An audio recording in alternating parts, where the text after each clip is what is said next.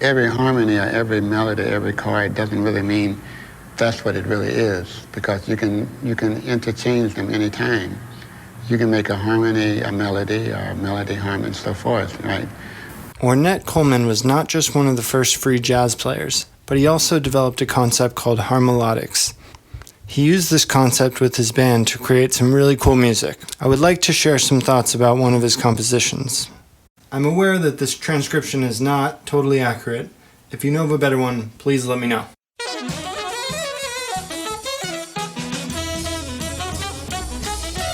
It's incredibly fast. I think the quarter note is around 328 beats per minute. This is not music that's easy to hear. I mean, sometimes I hear people say it's music for musicians, but I know plenty of musicians who are not into this type of stuff. For me, it's similar to abstract art. Whenever I go to a modern gallery, it becomes obvious that all these works mean something to someone. The challenge with music is that to perceive the form of a composition, you actually have to listen to the entire piece and sort of remember what happened. The only truth that exists in harmonics is the will to do it without you trying to being uniform. The form of the head resembles the classic AABA, and the rehearsal letters mark the beginning of each phrase. It's interesting that the music starts with the drums and no bass. In the first 6 measures, the music moves through 3 key areas, B, A, and E, and these are like the 5, 4, and 1 in E. The bass comes in at the end of the phrase and reinforces E as the tonal center. The second time around, the bass starts playing like it's in E minor, and then when the horns go to A major, the bass looks like it's going to C major. Then when the horns go back to E, the bass player starts playing an F, which is pretty much the most dissonant note he could have played.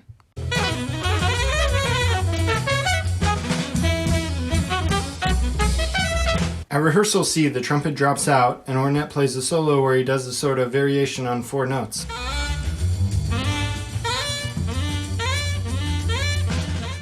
Then at letter D, they play the first riff again, sort of B major in the melody with E minor in the bass, then A major with C major, and finally, the bass and the horns both land back on E to close the head.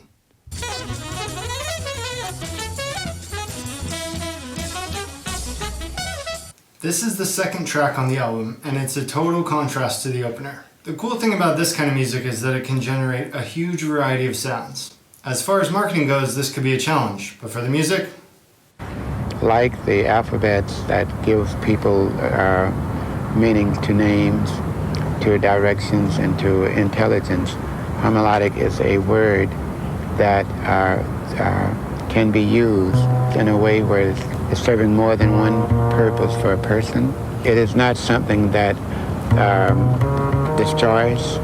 It's more something that makes things grow, makes things more clear.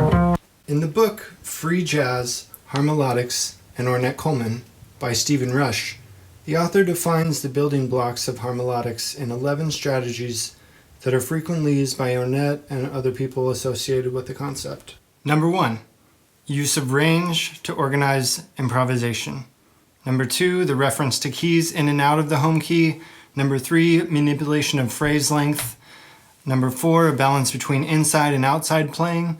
Number 5, the use of folk song-like characteristics. Number 6, exploration of keys implied by the head.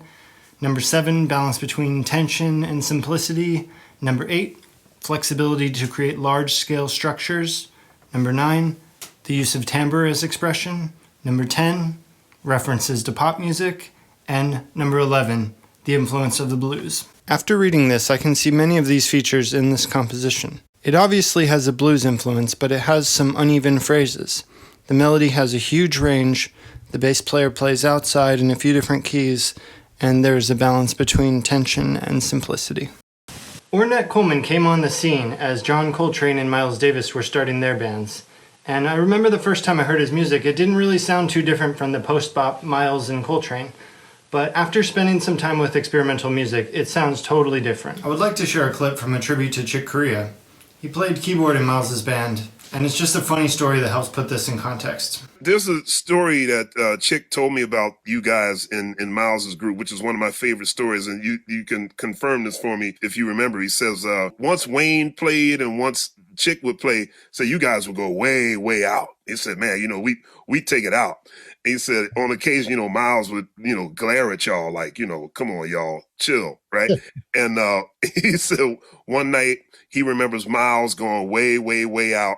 And after the set was over, he said he remembers you and Dave and just kind of slapping hands like, yeah, we got him. Yeah, yeah, yeah, yeah. And he said Miles came in the dressing room and was the greatest dramatic acting he'd ever seen. Like he opened the door and he just kind of stood there and just looked at y'all. Right.